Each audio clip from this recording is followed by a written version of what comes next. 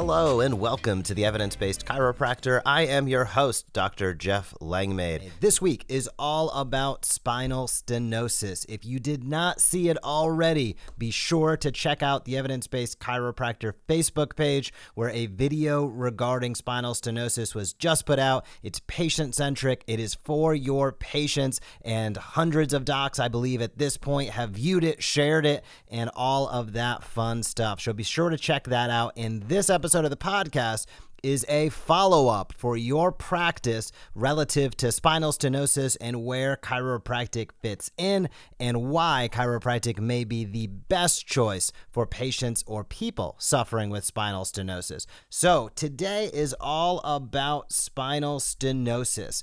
Spinal stenosis it's been estimated upwards of 20% of people worldwide. So we are in the hundreds of millions of category with that statistic, maybe even approaching 1 billion people. And there are two basic camps of spinal stenosis. One is congenital and the other is acquired. Let's talk through that a little bit. We'll talk through the anatomy as well. Then we'll dive into where chiropractic fits in. So congenital spinal stenosis. Well, let's break it down first. Stenosis, as we all know, is pinching, narrowing, and or compression. So that is the stenosis word. The first word, spinal, tells us it is in the spinal canal. Therefore, it's on the spinal cord or the thecal sac.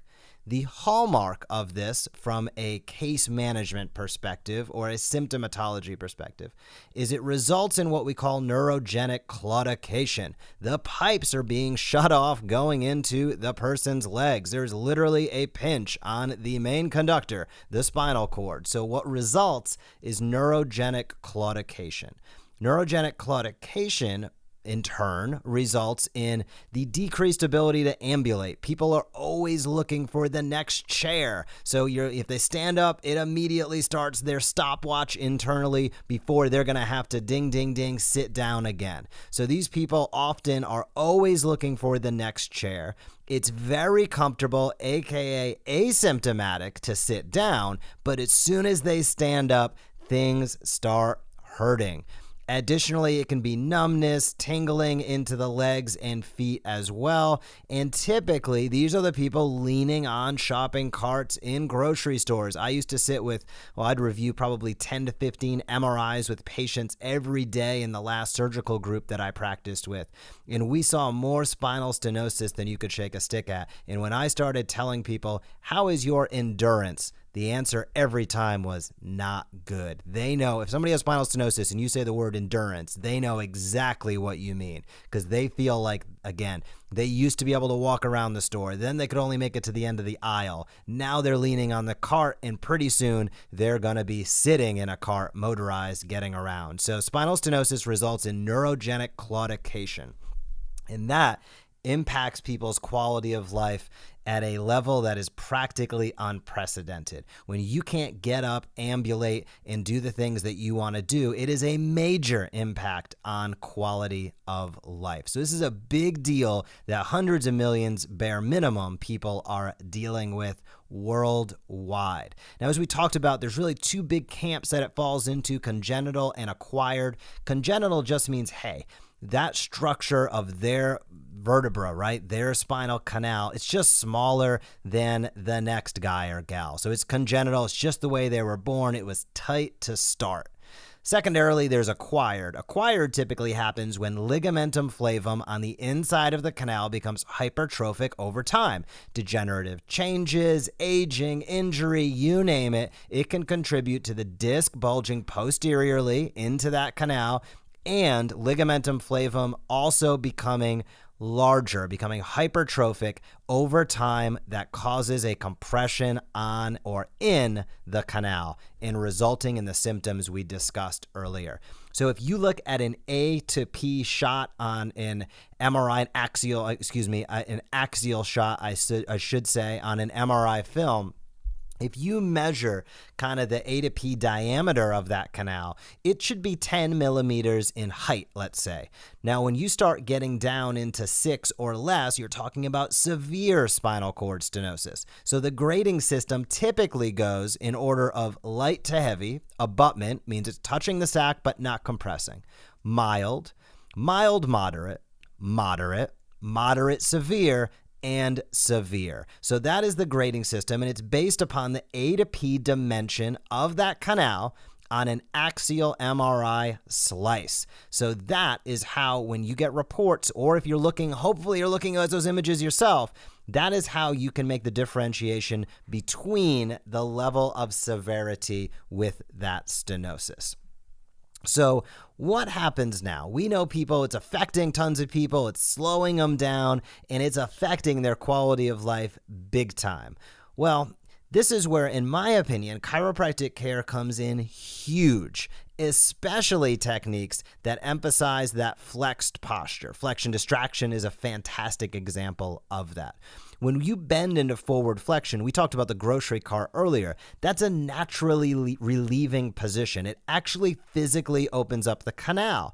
In extension, it literally physically closes the canal. So if the canal is compromised to start, if they only have 5 millimeters to start with, if they bend forward and they get up to 7, 8, or 9, they're going to be feeling real good. If they're at 5, let's say, and they bend backwards and that goes down to 3 or 2, they are not feeling too good. So this is why many patients that come in, when there starts to be mobilization, manipulation, adjustments given to the low back, and it can emphasize that flexed positioning, it provides a dramatic amount of relief for these individuals. Now, it doesn't necessarily change the structure of ligamentum flavum after one adjustment. That is not what I'm saying. But the reduced symptomatology can make a world of difference in these individual lives. And many people, if you can reduce their symptoms, as long as they're not having red flags, a cauda equina, etc., they can even be in the moderate severe to severe category and receive, let's say, flexion distraction for the sake of this talk. If their symptoms go down and they're living a high quality of life, there is no need for those individuals, in the absence of red flags, to have any surgical intervention. Now, here is the interesting part. Many of these individuals, if they don't come into a chiropractic office, they might go the road of medications orally. That's just not going to work. They have a mechanical problem.